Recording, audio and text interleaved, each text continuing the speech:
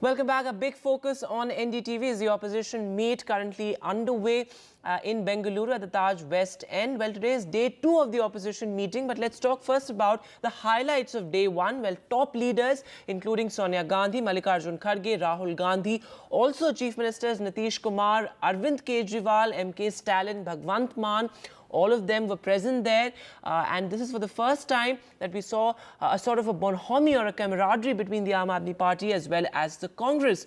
The other big highlight was Sonia Gandhi's dinner that she hosted for all the opposition leaders. Sonia Gandhi's presence in this opposition meeting is being seen as a positive sign. Well, there are also reports of her heading the front, heading this new alliance, and Nitish Kumar being the convener.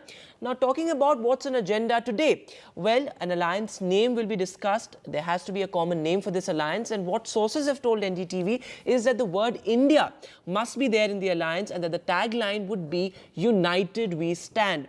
Other than that, a common secretariat for the proposed alliance is also on agenda, and the seat sharing formula, because that is going to be key.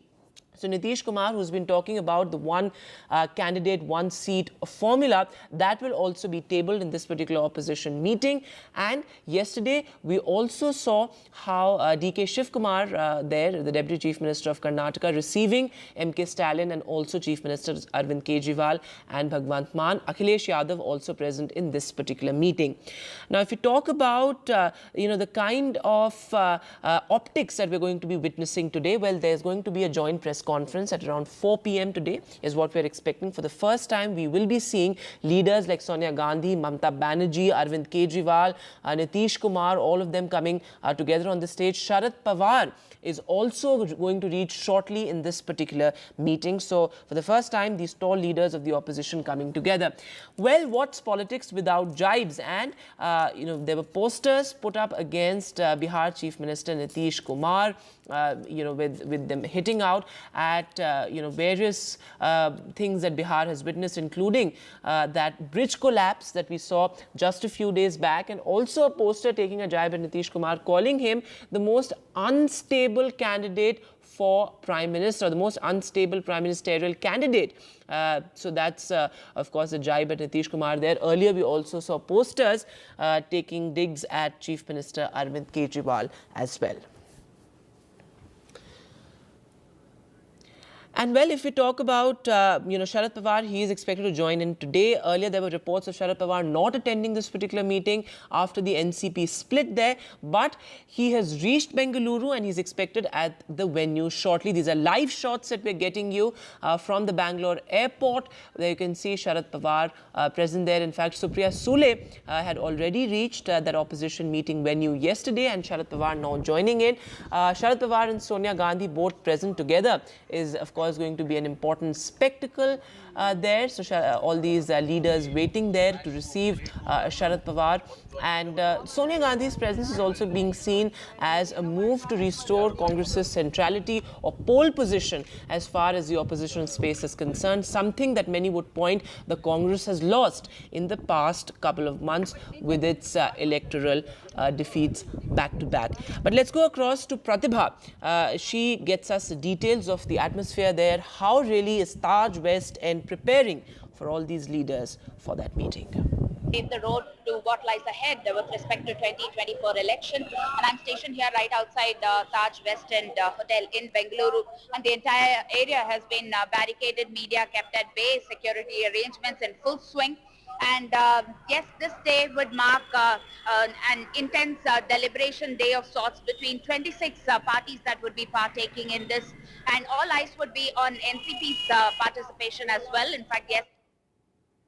And well, Sharad Pawar has arrived in Bengaluru. There you can see leaders receiving Sharad Pawar there. Very interesting visuals. He will be going to the venue, the Taj West End, shortly. So Sharad Pawar's arrival in Bengaluru is very, very significant because there were all these reports of Sharad Pawar not attending the opposition meeting after he attended that Patna meeting. Many had pointed out that Sharad Pawar may not attend this particular meeting because of the NCP coup and because of Ajit Pawar and his MLA MLA is actually reaching out to him just days ahead of this particular crucial meeting. Now, Sharad Pawar, Sonia Gandhi, Nitish Kumar and Mamta Banerjee. These are veterans really coming together for this opposition meeting. They will be deciding on a common name for the alliance and also a common secretariat. Now, many would say that this is a tale of many ambitions given the fact there are all these tall leaders present here. But this time around, they're really going beyond the optics, because what we saw in Patna in June was really just a joint press conference, something that's become a recurring feature in these opposition meetings. But this time, they're getting down to business. They will be talking about, as we've been mentioning, various things which are on agenda, including that power sharing formula. Pratibha Raman is now back with us. Pratibha, Sharad Pawar has arrived in Bengaluru. When do we expect leaders actually reaching the Taj West End for the meetings to begin today? So in fact, there has been a recent event that has kind of changed the course of the opposition meeting today, which has been the passing away of Oman Chandi, one of the senior veteran leaders from Kerala. And his mortal remains are in the hospital, which will be shifted to Kerala. And senior Congress leaders who are part of this opposition meeting today, they would be visiting the hospital to pay their last respects. And since this is a meeting, they do not want to postpone this meeting, so it will continue as per schedule. Perhaps a delay by 15 to 20 minutes is expected. So the initial plan was to have the meeting started off by 11 a.m. But now I guess by 11:30 or 12 is when the meeting would kickstart. We have leaders like Sonia Gandhi as well as Rahul Gandhi, who just shifted from Taj West End Hotel to pay their last respects at the hospital in Indira Nagar. And soon after they arrive is when the meeting will continue as per schedule. And it will be a three-pronged strategy that would be adopted in this meeting. One, a common minimum program. Two, the name for the alliance. And three, to iron out differences between different leaders to arrive at a seat-sharing formula. Of course, all of this wouldn't happen at the end of this one meeting.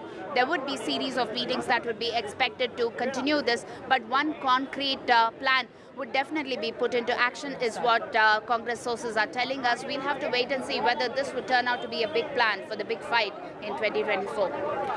Right, Pratibha, and also talk to us about what all is on agenda, because this time it's really going beyond the optics. It's not just about that joint press conference and a few leaders sharing the dais. They're really getting down to business. They'll be talking about the power sharing formula and any inside reports on what the name could be as far as this alliance is concerned, etc.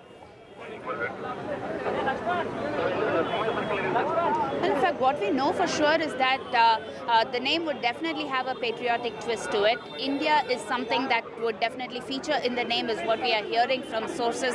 And the second thing is that the tagline would definitely be United We Stand. And that has been a line that they've been carrying forward right since the first meet that took place in Patna last month, and which would be continuing with respect to this particular meet as well.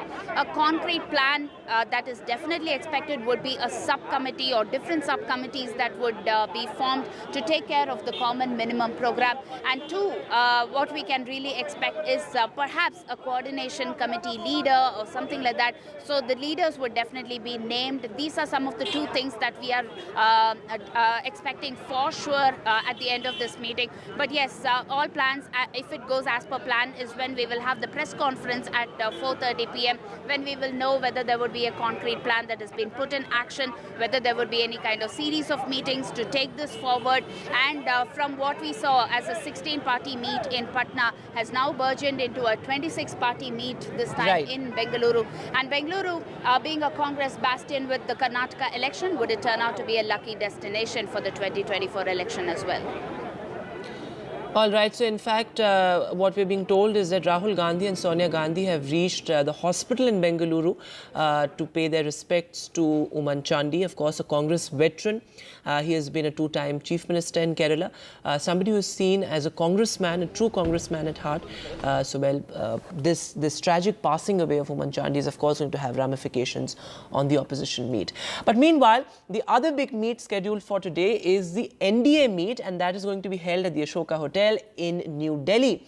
And no less than the Prime Minister and BJP President JP Nadda will be chairing this particular meeting. And the focus really is on the new entrants, including Chirag Paswan there on the screens, and also other leaders like O.P. Rajbhar, Eknath Shinde, Ajit Pawar. All the new entrants who've come to the NDA fold will be the focus of this particular meeting.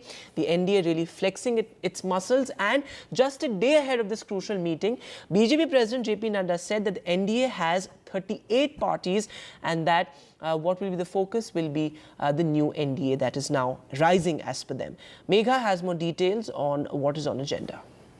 I mean, this, all this attempt to try and get the old allies back, get some of the new ones, like you will have Ajit Pawar's faction of the NCP for the first time. You will have the likes of Ajit Pawar and Praful Patel being part of the NDA meeting. And then you have some of the old ones who made a comeback, from Jitan Rao Manjhi to Chirag Paswan, the list goes on. So all of them to be given this message by nobody lesser than the Prime Minister that they all have to be together for 2024. This meeting is really not about the upcoming state elections. This meeting is a lot about the next general election, and to let the ally partners know that 2024 is going to be an alliance, a huge big alliance of the NDA that fights together.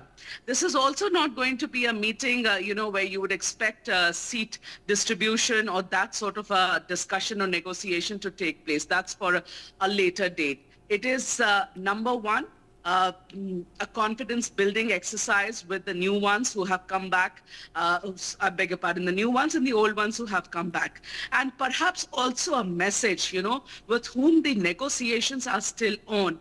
For example, the Akali Dal. We know for a fact that the seat negotiations are on with Akali Dal, and the reason why, finally they are not part of the NDA meeting today is because those talks have not concluded. But having said and explained the NDA side, I think, Vedant, is very, very important for us to understand that, this is also a huge messaging going on to the opposition. The opposition's coming together with 26 parties is what they are claiming.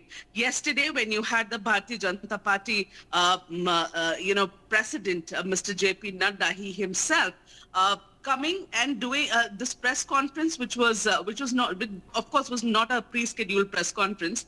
That press conference being held late in the evening yesterday to say, and the first things in the press conference that was spoken by Mr. Nadda was that we have 38 parties. Right. Look here, we have 38 parties. So that, I think the message was quite clear that we are a much bigger, a much more formidable alliance than what you are. And that, and then of course he outlined reasons saying that, we are all here for development. We are all here for good governance. We are here because we have solid leadership and all. But I think it is really more about opposition versus the NDA at this moment. And that's how even the optics are playing out. That's how the day is going to look like. What happens there in Bengaluru and what happens here in New Delhi.